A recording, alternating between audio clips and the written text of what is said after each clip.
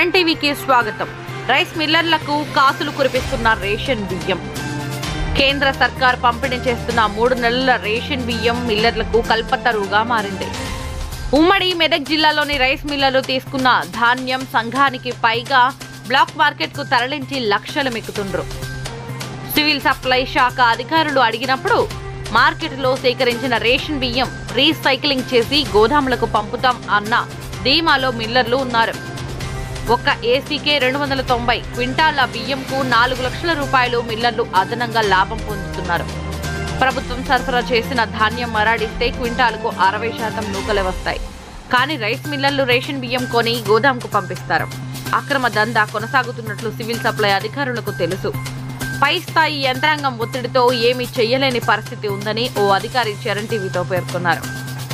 మెదక్, సిద్దిపేట, సంగారెడ్డి జిల్లాల్లో రైస్ మిల్లర్లు చేస్తున్న చీకటి దందాపై వరుస ప్రసారాలు మీ చరణ్ టీవీలో త్వరలో.